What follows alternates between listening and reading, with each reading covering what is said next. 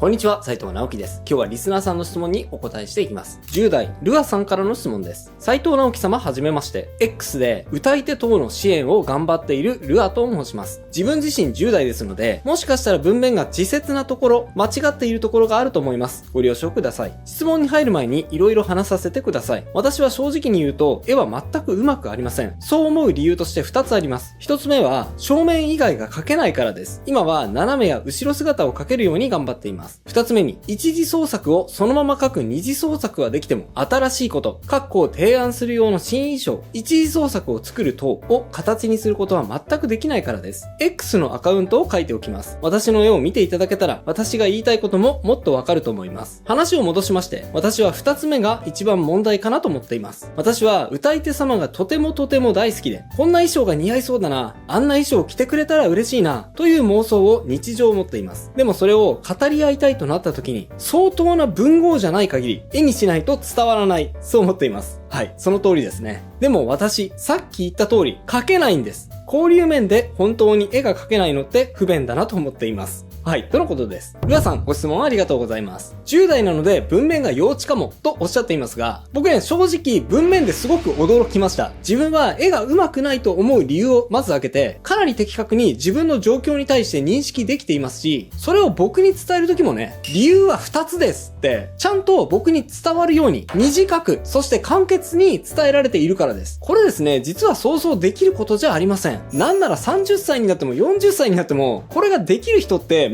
割といなかったりするので、10代の頃からそれが自然とできているルアさんはすごいなと正直に思いました。イラストでも何でも表現というのは人に思いを伝える手段なので、絵を描く以前にこの感情はどうやったら人に伝わりやすいだろうかと考えるのは表現者にとってね、基本中の基本だと思います。まずはね、その基本中の基本がルアさんには根付いているように文面から感じましたので、ルアさんはね、絶対に成長できる人だなと僕は思いました。自信を持ってください。で、その上で僕がルアさんの絵の上達のためにお伝えできること2つあります。この2つのうちのどちらか、特にですね、最初にお伝えするポイントを意識することで、ルアさんは確実に成長できると思います。この動画を見ている方にも、これは多くの方に当てはまることなので、ぜひチェックしていただけると嬉しいです。それでは早速行ってみましょう。描けないものを描こうとすると上達する。まずはせっかくですね、ルアさんが自分のね、X アカウントを教えてくれているので、イラストを見てみましょうか。はい、こちらがルアさんのイラストですね。最初の作品、ガオーってしている猫耳の女の子のイラスト。はい、赤系統の暗色でまとめられています。そして次、横顔のこれはセーラー服かな。目を閉じた女の子のイラストです。夕焼けの中に佇んでいるイメージですね。で、次がピンク髪の女の子です。はい、ルアさんはですね、歌い手を支援したいっておっしゃっている通り、歌い手さんのキャラクターを自分の絵柄で描いているんだと思います。すでに有名な歌い手さんというよりかは、これから頑張ろうとしている歌い手さんを中心に描かれている印象ですね。で、はい、次、全身イラストもありました。こちらのイラストですね。さっきよりも頭身が高く描かれていますね。元のキャラクターの頭身が高いっていうせいもあるかもしれませんが、さっきよりも結構しっかりめに描かれているような印象を受けます。はい、こちらのイラストもですね、同じように正面イラストですが、アシンメトリーなデザインがいい感じだと思います。で、最後、こちらのイラスト。こちらは若干ポージングを工夫されていて、動きをつけようとしていますね。あとおそらく衣装についてのメモもされているので、できないと言いつつ、衣装デザインにチャレンジされたのかなと思いました。はい、素晴らしいです。さて、ざっと作品を拝見してきたんですが、皆さんどう感じられたでしょうか？僕が感じたのは、最後に見たこの絵が一番うまく見えるなってことです。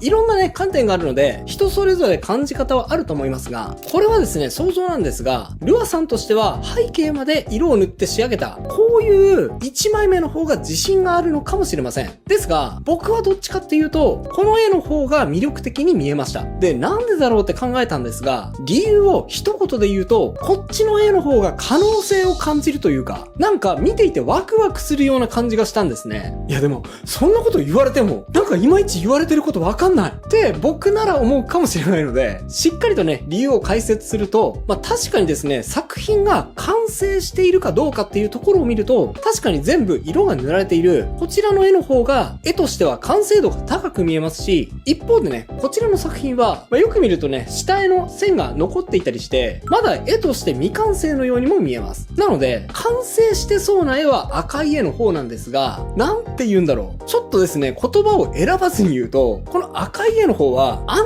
定はしてるのかもしれませんが、なんかね、ちょっとこう、ちまっとまとまっちゃってるんですね。これですね、RPG ゲームとかに例えると、スライムみたいな最弱のモンスターは倒せているのかもしれませんが、それ以上のモンスターは倒せなそうだなって思っちゃうんですよね、この絵は。一方で、青い絵の方はどうかというと、確かにさっきの絵よりも完成はしてないので、なんか途中な感じがしています。はい。なのでゲームに例えると、中途半端で終わってしまったので、これはね、モンスターは倒せていないような状態です。ですが、なんて言うんだろうな。確かにモンスターは倒せていないんですが、さっきみたいに簡単に倒せるような最弱のスライムを倒しに行ったというよりかは、果敢にね、ボストロールに挑みかかったような感じがあるんですよね。はい。なんならワンチャン倒せるような気配すら感じました。今の例え伝わったでしょうか？僕がルアさんの絵の上達のために、今の状態で必要だと思っているのは、綺麗なまとまった絵を描くことじゃないんです。なんなら失敗しちゃって空中分解、まとまらなくても全然大丈夫なので、今はできないと感じていることに果敢にチャレンジしていくことです。ルアさんにとってはね、質問文でやりたいとおっしゃっていた衣装デザインだったり、あとはね、X でもおっしゃっていました。動きのあるポージングを描いてみることだったり、あとはね、今練習されている横顔とか後ろ顔とか斜め顔とか、そういういろいろな方向から描くことでもいいです。もしかしたらね、それにチャレンジすることで難しくて途中でできなくなっちゃう。そういうことだってあると思いますが、今はむしろそれで OK だと思います。だってね、今倒せる敵だけを、スライムだけをずーっと倒し続けたとしても、最初の島から永遠と抜け出せません。ひょっとしたらね、それをずーっと繰り返していたら、いずれレベルアップして次の島に行けるかもしれませんが、でもね、そんな流暢なことをしていたら、その頃にはおばあちゃんになっているかもしれませんよね。そんなのは嫌じゃないですか？はい。なのでルアさん、新たな今はできないことに果敢にチャレンジしていってください。まとまんなくてもいいです。今はできなくてもいいです。それがルアさんの絵の魅力を引き上げることにつながっていくと思います。道具の問題を解決する。で、もう一点気になったことも、ここで一応補足しておきます。おそらくですね、ルアさん、絵を描くときに、スマホを使って絵を描いてないですか？はい。そうじゃないって言うんだったらもう全然いいんですが、もしそうだとしたら、ちょっとね、おすすめできないですね、それは。はい。なんでそう思ったのかというと、質問文の開業がスマホっぽい開業だったのと、あとですね、絵の縦長サイズの絵がスマホっぽい比率のものが多かったからですね。で、もしこの予想が当たっているとしたら、なるべく早くスマホで絵を描くことからは卒業した方がいいです。いえ、絶対にダメと言うつもりはないんですが、スマホで絵を描き続けることって少なくとも絵の上達にはめっちゃマイナスなことしかありません。なるべく早くですね、パソコンかそれでなくても大きな画面の iPad を使えるようにするか、もしくはもうアナログで描いた方が絵の成長にはつながると思います。なぜかというと理由は3つあります。1つ目、画面が小さいので自分の絵を客観視しにくい。はい、スマホはですね、もう画面がこのぐらいしかないので、引いた目線とアップにした時の目線、この両方を同時に実現することが難しいです。パソコンのね、大きな画面や、あるいはアナログのイラストであれば、A4 ぐらいの大きさであれば、等倍で画面に表示しつつ、その状態で顔を画面に近づけたり、離したりしながら、作品の細かい部分から全体の印象までシームレスに確認し続けることができますよね。それが絵の印象を整えたり、バランスを測ったり、空間把握能力のアップにひいては繋がっていくんですが、スマホだとね、それがちょっと難しいというか、できないので、この部分の能力アップについては、ちょっとね、成長が見込めません。もしね、パソコンや iPad が買うのが難しいという状況であれば、少なくとも、字体に関しては、アナログで、紙と鉛筆を使って書いた方が、この能力を育てるためには有効だと思います。はい。アナログを書く場合にはね、この動画が参考になると思います。そして2つ目、線がうまくならない。これもですね、ルアさんがスマホで絵を描いているからだと思うんですが、線がですね、ものすごくデジタル機器で描きました。みたいな感じで、ちょっとね、味気ない線になってしまっています。こういうアニメ調の絵って、特に線画が大きな要素の一つなので、個性を発揮できたり、見栄えを良くできる一番の部分だと思うんですが、スマホで、しかも指書きだとなおさら、それがなかなか難しいです。いや、もちろんいるんですよ。スマホで指書きでうまく描けちゃう人って。でもそういう人がなんで、スマホでそういう絵が描けちゃううのかっていうと、もうすでに理想とする絵が頭の中にあって、それをね、スマホっていう、どう考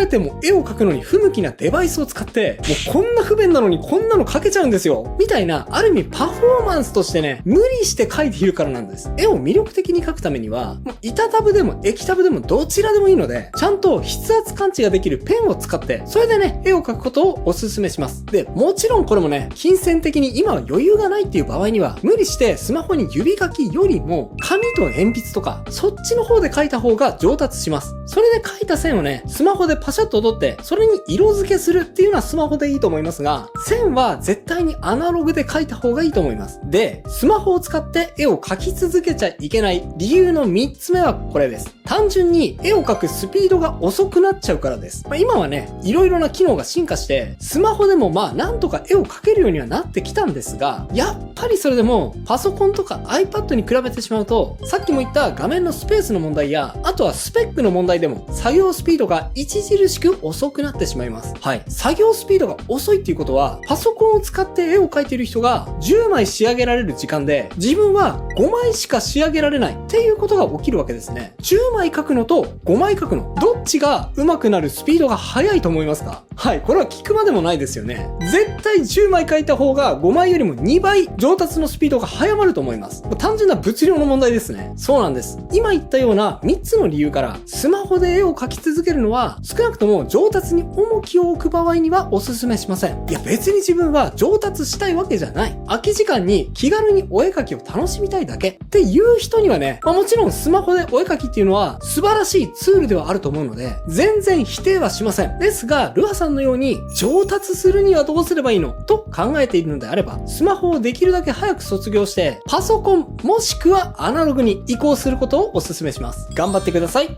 応援しています。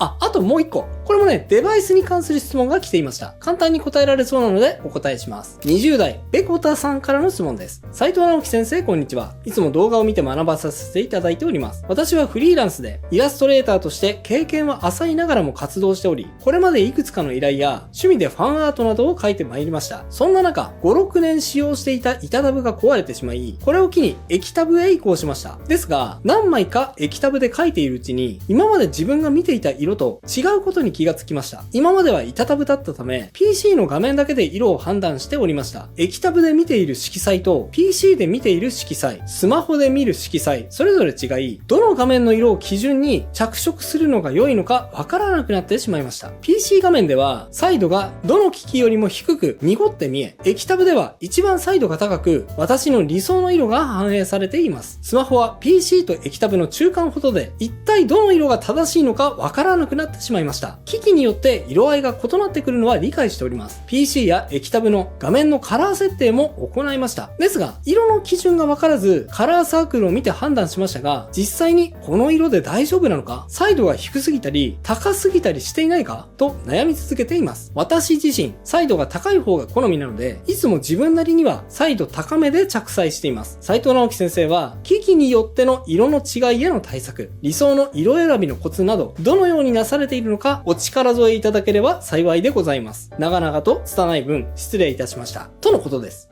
どの色を信頼したらいいか。